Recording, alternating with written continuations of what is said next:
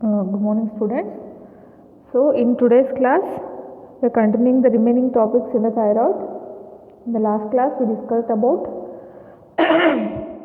what is hyperthyroidism, hypothyroidism, causes of hyperthyroidism like Graves' disease, and hypothyroidism like cretinism and myxedemas. And also multinodular goiter is one of the cause of hyperthyroidism. And then today we are discussing about thyroiditis, that is itis is inflammation of the thyroid and the tumors of the thyroid. Thyroiditis, whenever you use the word itis, it means it is a inflammation, that is inflammation of the thyroid is called as thyroiditis, and this thyroiditis is more commonly due to non-infectious causes. So most of the time inflammation or itis can be infectious, whereas in thyroid this inflammation is a non-infectious one and classified based on the onset and duration of the thyroiditis into acute, subacute and chronic thyroiditis. Acute is very less common. It is very rarely seen in thyroid, which is caused by bacteria, fungal and radiations. In subacute thyroiditis we have two types.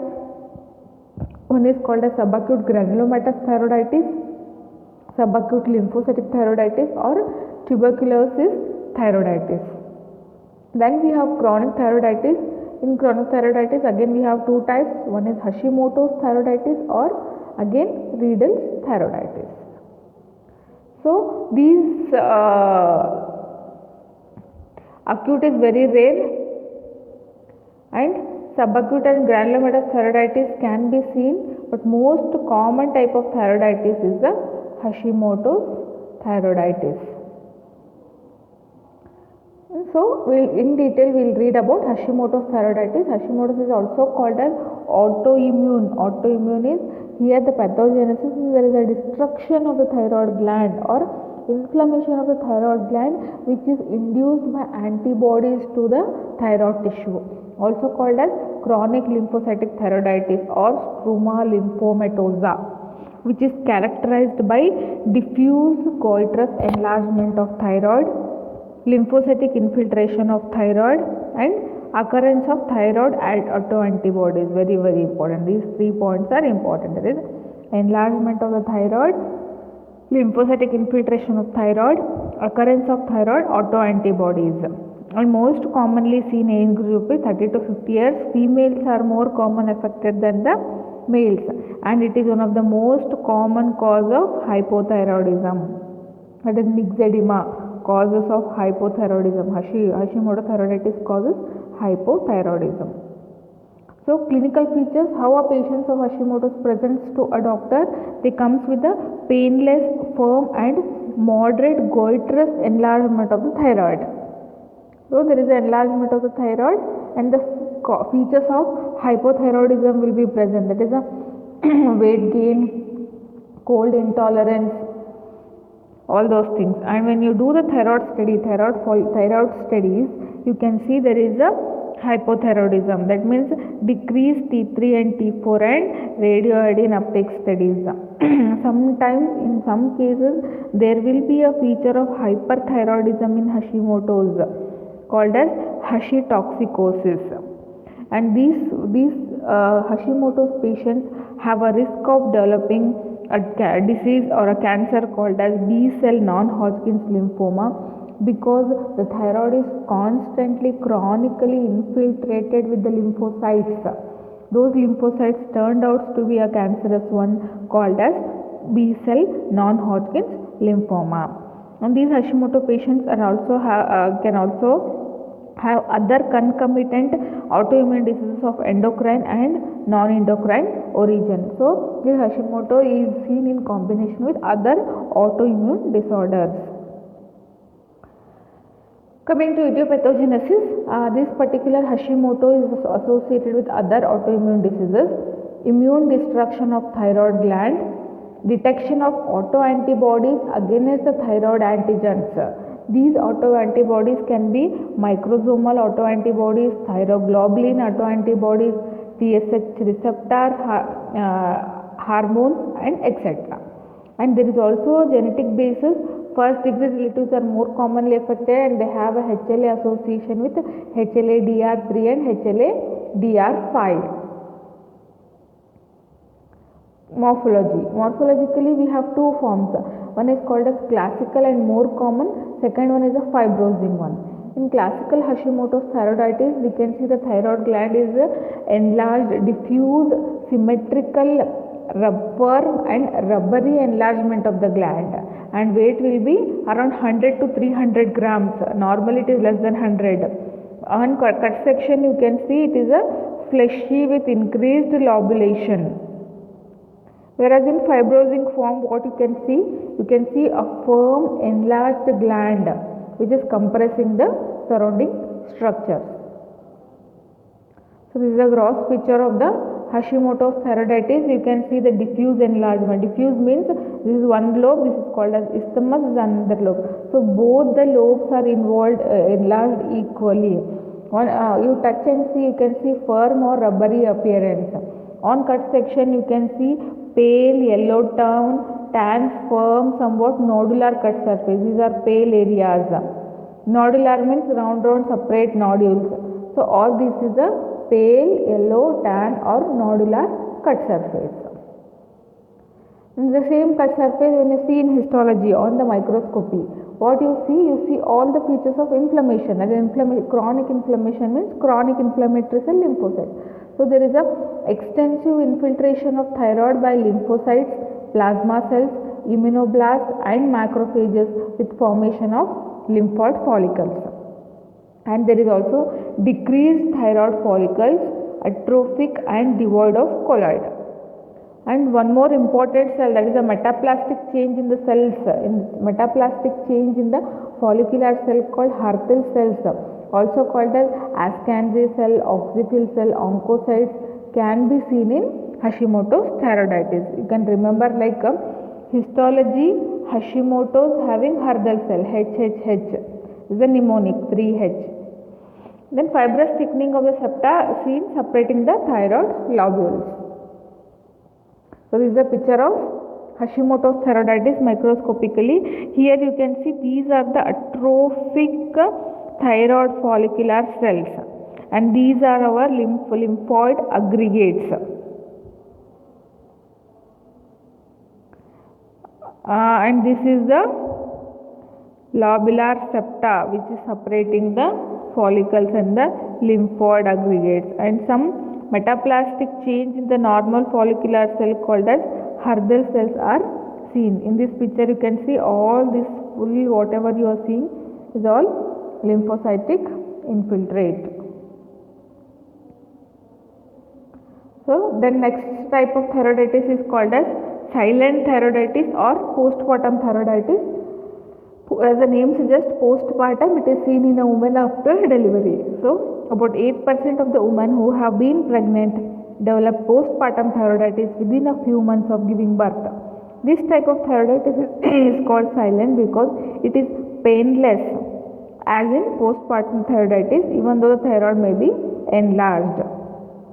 Silent thyroiditis is probably an autoimmune condition and sometimes develops into permanent hypothyroidism.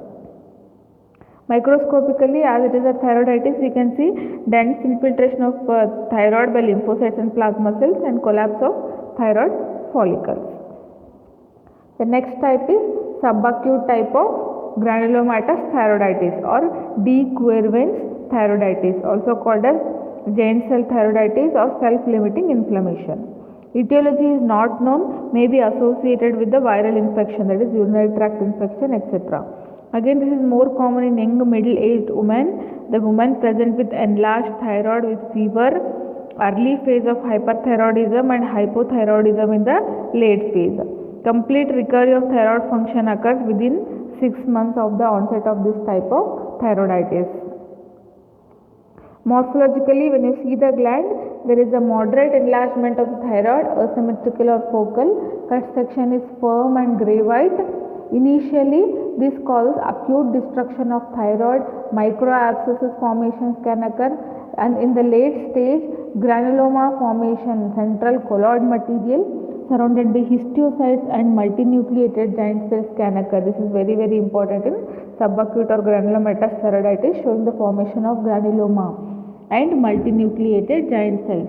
Advanced cases shows fibroblastic proliferation. So this is a picture of a giant cell. This is a cell having multiple nuclei seen in a thyroid gland. So here you can see this is a giant cell, and this is again one more type. These are all giant cells which are seen in a thyroid, which we are not normally supposed to see. The next type of thyroiditis is called as Riedel's thyroiditis. Riedel's tumor or invasive fibrous thyroiditis is a rare chronic disease characterized by, very important, stony hard thyroid. Thyroid has become totally fibrosed and becomes hard, called as stony hard thyroid, and densely adherent to the structures in the neck. So the thyroid is so enlarged, it will get adhered to the structures in the neck. Once it becomes hard, it causes symptoms such as dysphagia, that is difficulty in eating, dyspnea, difficulty in breathing. Stridor is nothing but respiratory sounds, prominent respiratory sounds, and it resembles the cancer because it is hard. It can mimic the thyroid cancer. Again, females are more commonly affected, that is female 4th to 7th decade, and it is also associated with multiple fibrosclerosis in different areas. So morphologically, the thyroid gland is contracted, stony hard, asymmetric and firmly adherent to thyroid adjacent structures. Cut section is hard, devoid of lobules, extensive fibrocollagenous replacement, marked atrophy of the thyroid parenchymal cells, focal infiltration of the lymphocytes and the muscles. So this is the picture of Riedel's thyroiditis. You can see marked fibrosis. This is all marked fibrosis with the lymphoid aggregates or lymphoid follicle formation. So these are the 3 different types of thyroiditis we have learned today. One is Hashimoto's thyroiditis, which is a chronic thyroiditis. Subacute thyroiditis, we have granulomatous thyroiditis. Then we have postpartum thyroiditis and Riedel's thyroiditis. The next comes to the tumors or thyroid neoplasms. In thyroid neoplasm, we are classified into 2 types. One is primary tumor. Primary tumor is nothing but the tumors which are originating from the thyroid itself are called as primary tumors, and then we have metastatic tumors or secondary tumors. Second one is metastatic tumors. In primary tumors, we have again 3 types. One is the epithelial origin, another is a lymphoma, another is a mesenchymal tumors. So epithelial tumors are very, very important in the thyroid. So epithelial thyroid neoplasm, that is tumors of follicular cells. So whole of our thyroid gland is made up of thyroid follicles like this, which are lined by locuval to columnar epithelium. So if the tumor is arising from this particular follicular cell, it is called as epithelial thyroid neoplasms. In this we have benign and malignant. In benign we have adenomas because it is a gland.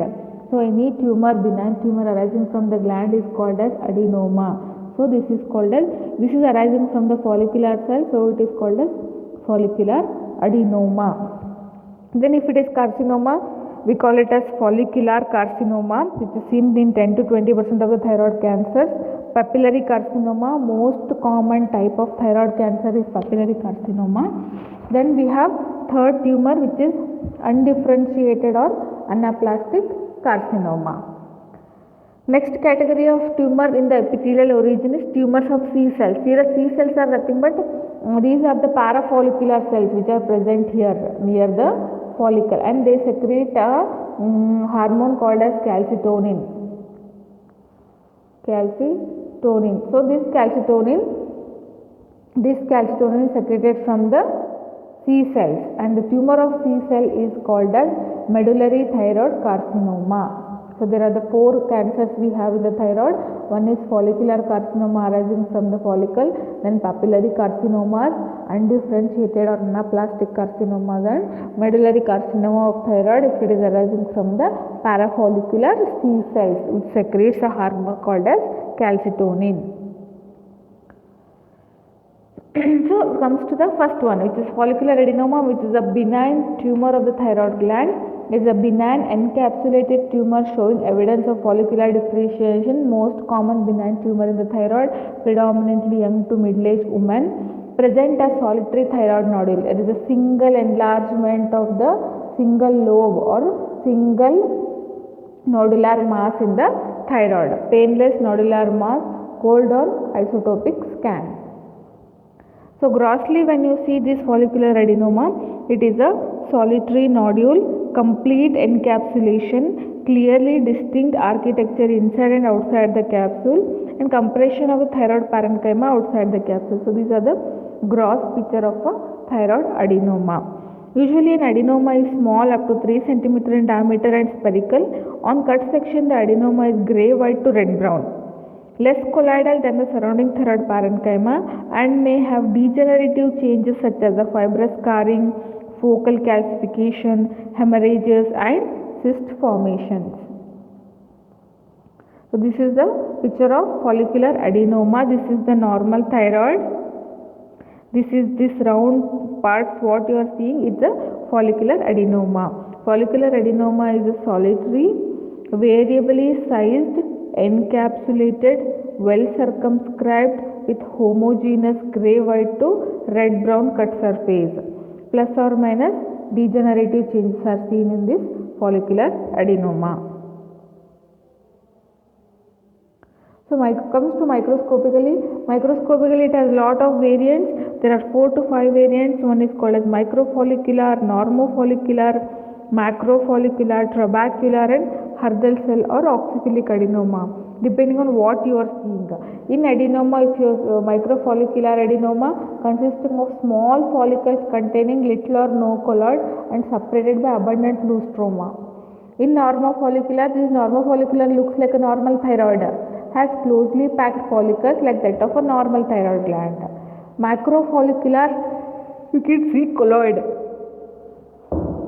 Adenoma contains large follicles of varying sizes and distended with colloid. So these follicles, they will be filled with the colloid inside in the macrofollicular. Then we have trabecular, also called as embryonal adenoma, resembles embryonal thyroid and consists of closely packed solid or trabecular pattern of epithelial cells with occasional small abortive follicles. And fifth one, we have Hurdle cell or oxyphilic adenoma, is an uncommon variant composed of solid trabeculae of large cells having abundant granular oxyphilic cytoplasm and vesicular nuclei. These tumors do not form follicles and contain little stroma. So this is a picture of microfollicular type. So these are the small microfollicular, and this is the capsule. This is the capsule, this is the compressed thyroid tissue. This side is a tumor and this side is a normal thyroid tissue, and this is a myxoid stroma. So follicular adenoma, microfollicular type, the tumor is well encapsulated with compression of the surrounding thyroid parenchyma. Tumor consists of small follicles lined by cuboidal epithelium and contain little or no colloid separated by abundant loose stroma. So these small follicles what you are seeing, these are called as microfollicles. They have little colloid inside the lumen. So next comes to the malignant tumors. So follicular adenoma was a benign tumor. Next is a malignant tumors. In malignant tumors, papillary carcinoma of the thyroid is the most common type of tumor, which is seen in 70 to 85% of the thyroid malignancy. Again, female to male ratio. Females are more commonly affected. Mean age of onset is 20 to 40 years. It can affect the children also. So the patient with papillary carcinomas have previous head and neck radiation exposure. I mean, these people would have been exposed to radiations, lot of radiations for the treatment of some cancers or accidental exposure to radiations. And this papillary carcinoma have indolent course, slow growing painless mass and cold on isotopic scan. Sometimes cervical lymphadenopathy, that means a metastatic. So these carcinomas metastasis with the lymphatic route. So the lymph nodes gets enlarged. Sometimes cervical lymphadenopathy may be the presenting feature of a papillary carcinoma of the thyroid. The thyroid enlargement will not be seen. Suddenly the lymph node enlargement is seen in the cervical lymph nodes. So this is the gross appearance of papillary carcinoma of thyroid. Variable size, microscopic to several centimeters, solid or cystic, infiltrative or encapsulated, solitary or multicentric. And so this is the normal thyroid, and this is the cavity papillary carcinoma of cervix having papillary like structure inside the tumor. So papillary carcinoma cut surface of the enlarged thyroid gland show a single nodule separated from the rest of the thyroid parenchyma by incomplete fibrous septa. The nodule is grey white, soft and grossly visible papillary pattern. The papillary is nothing but tree-like configuration, like this finger-like configuration you can see in the gross appearance. Then microscopy of papillary carcinoma mainly composed of papillae or follicles. So normal round follicles of the thyroid glands are replaced by finger-like structures or finger-like papillae. So papillae or follicles, then psammoma bodies, and nuclear features of the papillary carcinomas are very, very important. In nuclear features, what we see optically clear nucleus, also called as ground glass nucleus or orphan Annie nuclei. Then nuclear pseudo inclusions or nuclear grooves. So these two are the important microscopic features of the nucleus in papillary carcinoma of the thyroid. See again, here you can see the tumor cells having papillae. They are in a papillary pattern. Tumor is in a papillary pattern with the fibrovascular stalk, and this is a psammoma body. Psammoma body is nothing but collection of the calcium in the tumor. Then we have tumor cells are having ground glass nuclei or orphan Annie nuclei. This is the microscopy of papillary carcinoma of thyroid. Then prognosis. Prognosis is nothing but outcome. Prognosis is excellent, good prognosis, but the following factors can also play a role. That is whether age and size, if it is small, good prognosis. Then multicentric, bad prognosis. Extrathyroidal extension, bad prognosis. If it is having distance metastasis, bad prognosis. Total encapsulation, pushing of growth, and cystic change. All these are having bad prognosis. So then next type of carcinoma is next type of cancer of thyroid is follicular carcinoma. Follicular carcinoma is second most common after papillary carcinoma of the thyroid. Females are more commonly affected than males. Average age is 45 to 55 years and rare in children. Again, this follicular carcinoma present as a solitary nodule, painless, cold on isotopic scan, widely invasive or minimally invasive, 50% 10-year survival versus 90% 10-year survival. Hematogenous route is the preferred mode. This is the preferred mode, so the patient will have distance metastasis. Whereas in papillary carcinoma, it was lymphatic metastasis, lymphatic route, so lymph nodes were enlarged. Here hematogenous route, so any organ in the body can be involved by the spread of follicular carcinoma. So grossly again I told you it is a solitary nodule. On cut section you can see hard areas, single nodule with the hard areas, same like a adenoma, but here the capsule will be incomplete. So solitary round to oval nodule, thick capsule, compression of the follicles, and on microscopy capsular invasion or vascular invasion within or outside the capsular wall is very, very important for the diagnosis of follicular carcinoma. So follicular carcinoma and adenoma, they both look same. They have all microfollicular pattern, normofollicular, Hurdle cell, macrofollicle, trabecular pattern. But so this is the capsule of the tumor. If there is an invasion, that means once the tumor invade the capsule and get into the normal tissue, then only you can classify it as follicular carcinoma. See this picture, it is almost same like a follicular adenoma.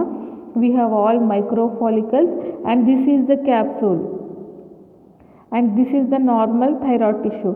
If the tumor is penetrating the capsule and coming out, then this is called as capsular invasion, which is most commonly, which is the feature of follicular carcinoma.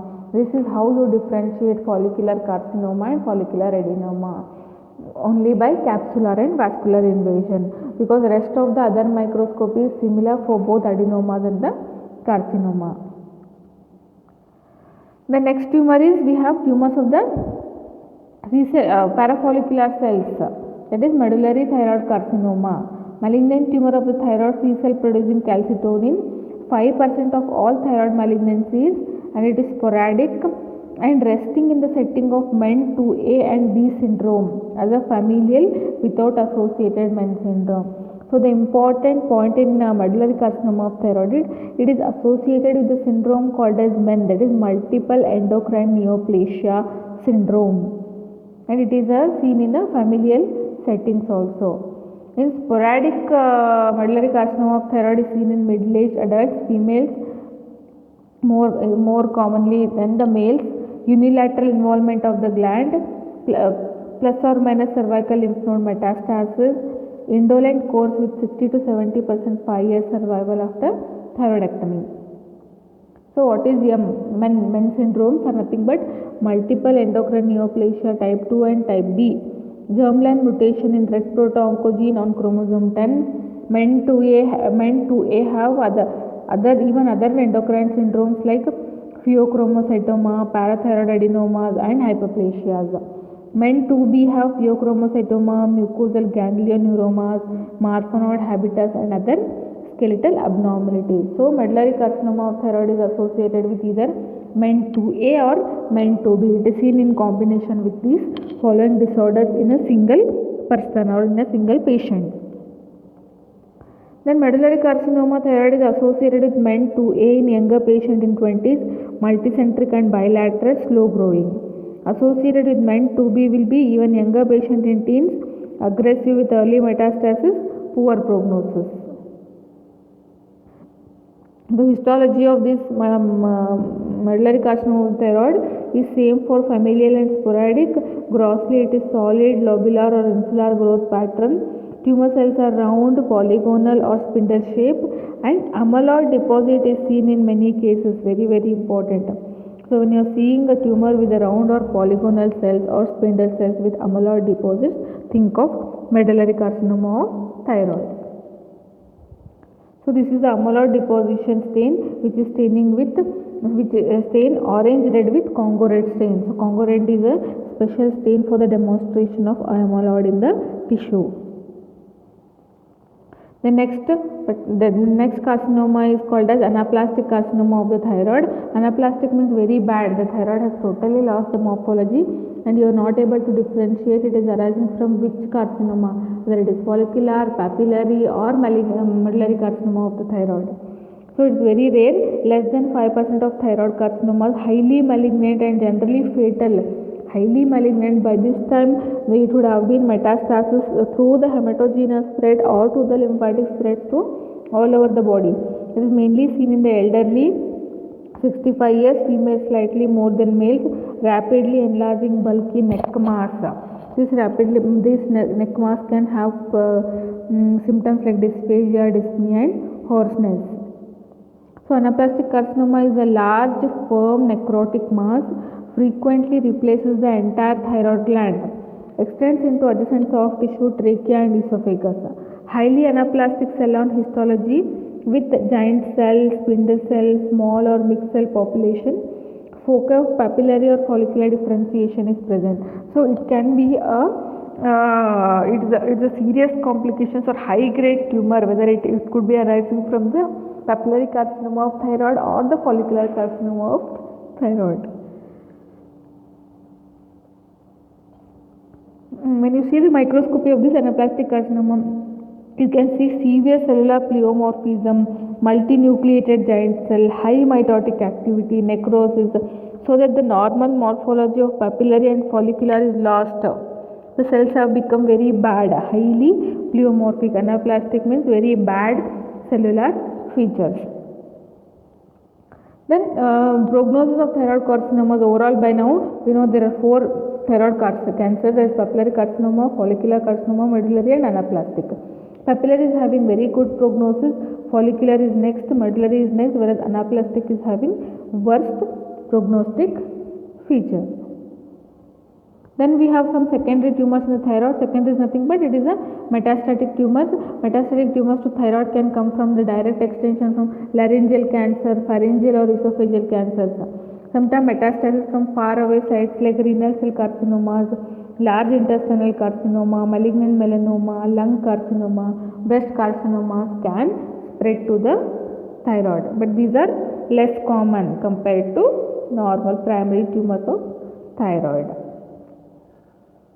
So this is a contrasting feature of main histological types of thyroid carcinoma. So this particular chart is giving you in the details of all the types of cancers. Like example, papillary is the most common, all age, females are more commonly affected, relation to radiation is present, red gene is a gene alteration, cell of origin will be follicular cell, grossly you can see small multifocal nuclear features like ground glass apparent, orphan annie nuclei, metastasis is common, distance is rare, 10 years survival is good, it is having a good prognosis. So likewise we have follicular carcinoma next common, middle to age, females more, relation to radiation present, RAS mutation, cell of origin is follicular, grossly moderate size nodular, important microscopic point in follicular carcinoma is vascular and capsular invasion. Regional is rare, more common is distant, that means hematogenous spread is more common in follicular carcinoma. 10 years survival is 50 to 70%.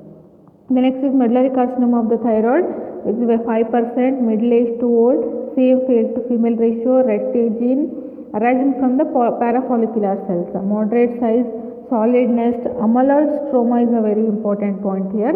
Then regional mets is common, distance is rare, 10 years survival is 60 to 70%. The next we have anaplastic carcinoma, it's seen in old age, females more than male, relation to radiation present, p53 loss, and the cell of origin is follicular, invasive growth, undifferentiated spindle cells, giant cells, necrosis, highly pleomorphism is a microscopy of anaplastic carcinoma. Regional metastasis is common, distance metastasis is common. 5 to 10% is the median survival rate. That means it is having a worse prognosis compared to other thyroid tumors. So thank you. Here we will stop. In next class we will read about other topics like pituitary, parathyroid, then adrenal glands. Thank you.